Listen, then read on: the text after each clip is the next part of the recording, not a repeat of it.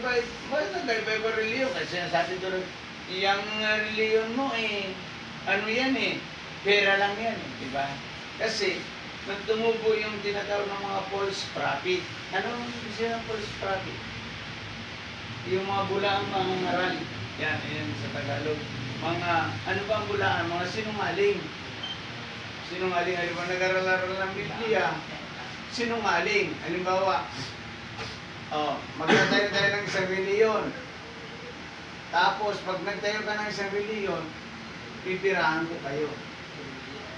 Yan ang kasi meron akong batas na ilalagay, babaluktutin ko ang Biblia. Kasi ang pastor, nag-aral siya ng Philosophy 1 and 2 and Philosophy 1 and 4. Ngayon, ang Philosophy 1 and 2 ay katotohanan ng ituturo.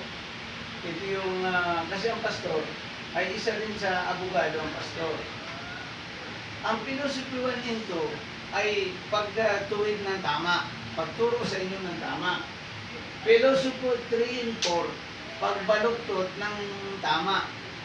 Ang tawag diyan ay exegetical interpretation, pagbabaluktot ng tama. Halimbawa, magtatayo ako ng reliyon, katulad halimbawa sabihin natin hindi naman sa guro ligid sa atin na si Pibuloy, di ba? Sabihin natin yung hindi sinasabi, sabihin natin, ako ang daan, ako ang katotohanan.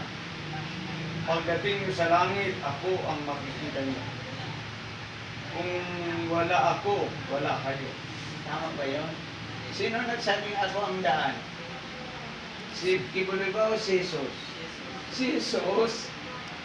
Kaya wag mong aangkinin yung inaangkin ng iba. Kaya dito, nagkaroon ng mga false prophet. Nagkaroon ng iba-ibang reliyon na ang ibig sabihin ng reliyon na yun ay ginawa ng tao. Pero ang tunay na reliyon, si Kristo ang gumawa. Ngayon, ginawa ng tao ang reliyon para magkaroon sila ng yung mga leaders dito ng pera. Yan mo. Pero ang mga born-again Christian ay hindi ito pera, kundi katotohanan inaaral sa atin. Kaya ito isinabalikat ng ating gobyerno, ng makasama ng ating gobyerno.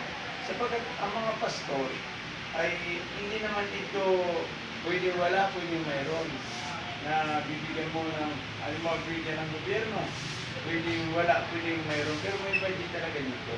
Pero, halimbawa, ang mga pastor kasi, matagal na nag-aral, pero hindi ganun kami umaasa. Sa Diyos kami umaasa.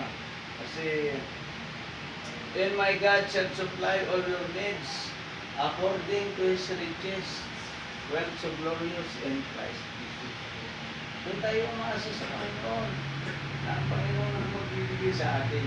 Kaya dito, sinabi ng Diyos, "I am the way, the truth, and the life." Kaya, huwag kayong, kung kayo ay nagsisisi ng buong puso, kayo ay nasa tunay na reliyon o landas, tama yun. Kung kayo ay nagsisisi, kayo ay nasa tunay. Tingnan natin.